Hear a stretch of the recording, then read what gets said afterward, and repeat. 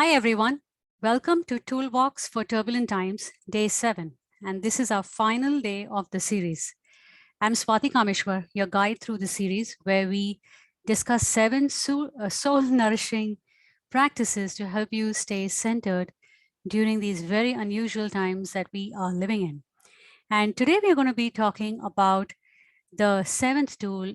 And just like the previous one, it's a way of life and a way of being that we are being called to do more and more consciously. So before we get into that, let's recap what we talked about in the first six tools. So we've talked about emotional clearing and EFT and tapping as a way of doing that. Then we talked about questioning, asking questions, and then journaling as a way to receive guidance. Then we talked about using creativity and intuitive painting as a way of navigating the unknown. Then we spoke about your voice and toning as a way to strengthen your expression. Then we spoke about the elements and developing a deep relationship with the elements to create our life intentionally. And finally, we spoke about getting ready for change and willingly changing our patterns and our habits so that we are proactively creating the change in our lives rather than just reacting to it. So please share in the comments what insights have sparked for you and what tools have had the most impact for you. Now let's dive into tool number 7.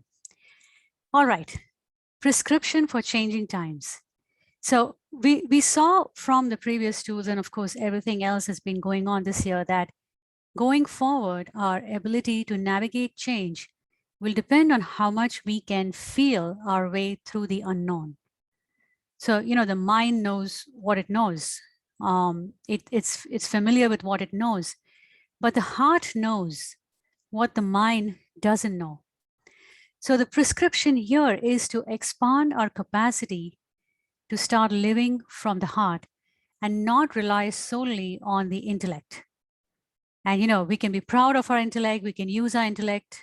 We have to use our intellect in many situations during the day, but also developing the capacity to trust our heart. And now there may be many blocks that we run into to relying on the heart. And those are things like, emotions of grief, anger, or any other lower levels that can cloud the clarity that we need for being able to trust the heart. And it's all very well to say that we should be able to feel what is the right thing to do, but in reality, it takes commitment to develop that capacity.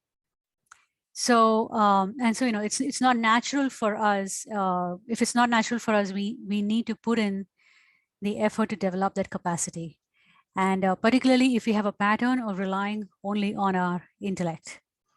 So it's key to continue to do that emotional clearing so that our trust in the heart increases. And this is a skill that we will need to amplify because next year, Jupiter with Neptune in Pisces will just expand this, the whole sense of being in the unknown. And that's why we want to prepare for that ahead of time. Now, a huge part of living from the heart is about developing the skills of deep compassion, and not just for ourselves, but others as well. Non-judgment is another thing where we are able to observe things without deciding if it's right or wrong, good or bad. Those tools that the mind uses so quickly and easily, just coming to a conclusion that something is good or bad, and that completely blocks out other possibilities. Then the other skill that we need to develop is that of neutrality, where we can hold a big enough space for all kinds of viewpoints without getting triggered by them if they don't match what we think. And this allows us to also develop trust in what we have known, trust in the unknown, if it doesn't match what the mind thinks as right or wrong. And finally, the other capacity that we need to expand is our capacity to hold the emotion of love in our body.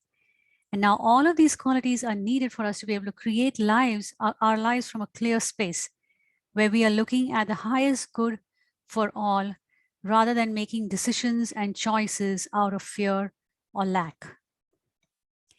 Now, the incoming energies are already bringing in higher cosmic light. And in fact, the light is it has just been amplifying all of this year. But for us to be able to take advantage of this light and to raise our own consciousness, we need to be able to be in heart coherence. So, in fact, without heart coherence, the higher dimensions of our DNA will not even get activated, and that is needed for our soul to evolve. So, one of the exercises that I do very, very often during the day is coming into the heart, especially when I'm in the mind a lot. So, notice when the mind is spinning. And the way you do this is start noticing when your mind is spinning, and then stop, take a deep breath, and drop into the heart.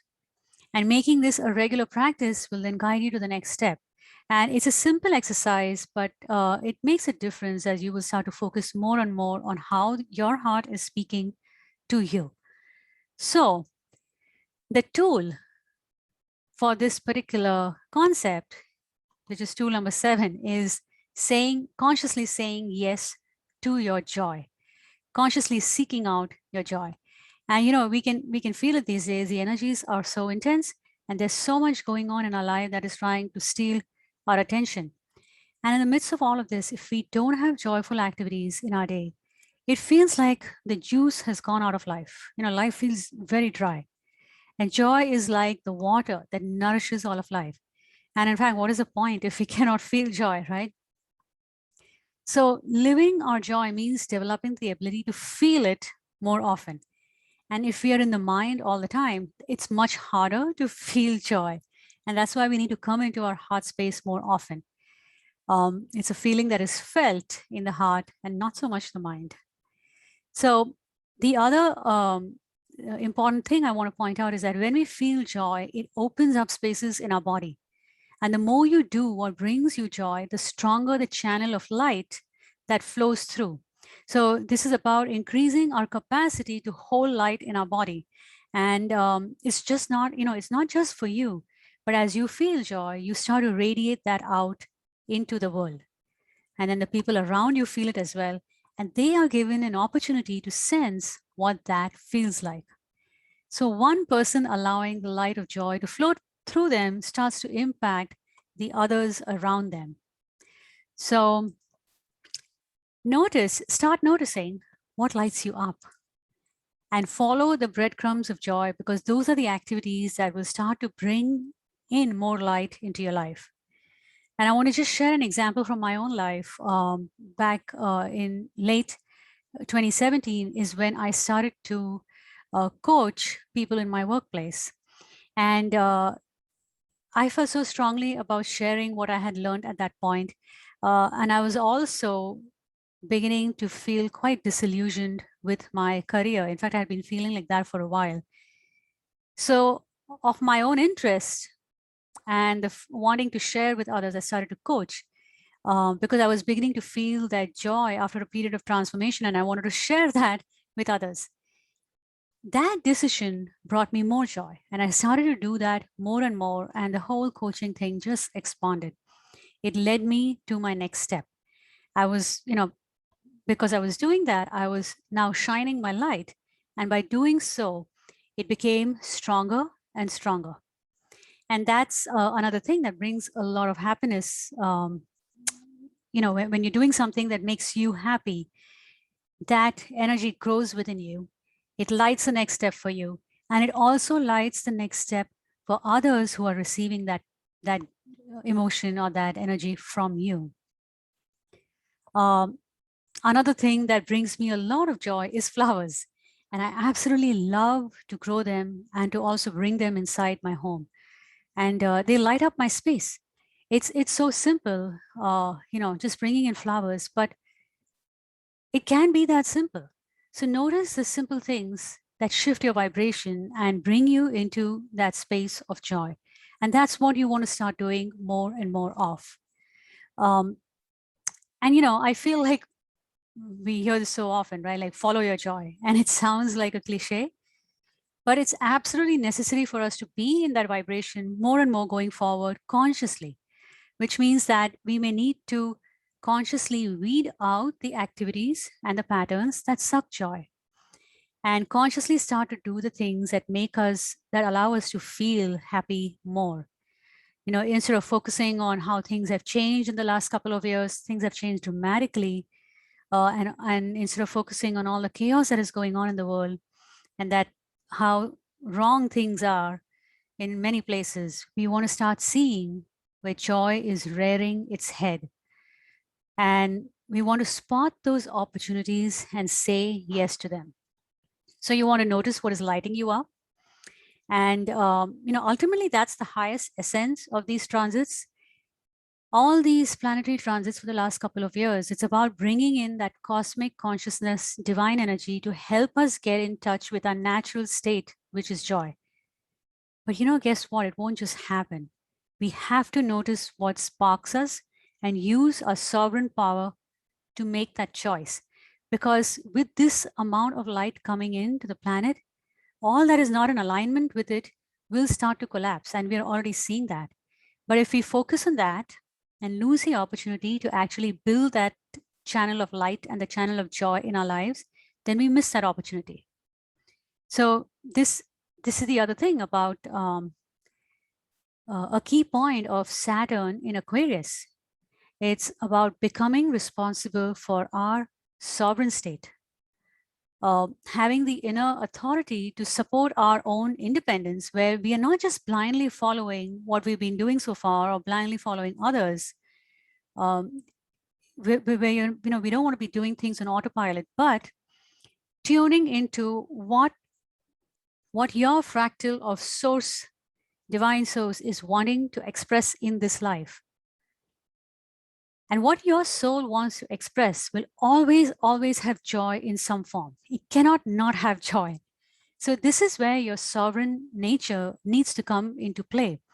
You have to decide what is important to you. You have to decide what gives you joy and take responsibility for seeking that out and doing that more and more. And no one else will do that. And that's what sovereignty means. You know, you are the king or the queen or the sovereign of your life, and you make the rules. So you want to make yourself accountable for following those rules that mean so much and give yourself the support to do that. So if you're passionate about something, do it. If you find joy in something, find ways to do that more and more and let that light flow through your body. And, you know, and I've experienced this this has been my experience so many times. The energy and the charge and the light intelligence that flows when we do something that we love, it lights us up. And that energy is what changes our life for the better. It's that light intelligence that shifts your own energy and attracts more of the same to you. So, you know, what brings you delight? Notice that and do more of that. And another way of tapping into this energy is creating beauty, which is another pathway to joy. And on the left here on the screen is a scrapbook layout I did years ago of my rose garden that I had planted with my husband. And I realized years later how much joy that entire experience had given me. The act of creating and nurturing beauty. And it opened up my heart in a very big way in those years. So appreciating beauty opens up our heart. And another thing that opens up my heart is flowers, for example. You know, every time I go for a walk, I notice the colors of flowers. And particularly the color yellow, it always opens up my heart. I look at a flower that has that bright sunshine yellow color, and immediately I pause and allow that sensation of just wonder and appreciation to sweep over me. So if joy sounds like a cliche, notice instead what delights you and what makes your heart take a leap, and start to incorporate that more and more into your life. And here are some questions for reflection that might help you. Ask yourself how you are able to feel joy or appreciate beauty in these areas of your life, which is your personal life, your career and profession, you know, what helps you feel joy there, or what do you appreciate about it, or your relationships. What opens up your heart in these areas? What do you appreciate about these things? And how can you amplify that and incorporate more of that into your life? All right, here we are at the end of this segment. So just to summarize, a few questions for integration. What did you learn today that seems very relevant for your own journey, and how will you apply it to your life? And please share in the comments at least one way that you commit to bringing more joy into your own life. Okay, I've had so much fun sharing these tools with you, and it's my sincere hope that they help you and they support you and inspire your own journey during these intense times. And if you would like more, I want to share 3 ways that we can continue to work together if you choose.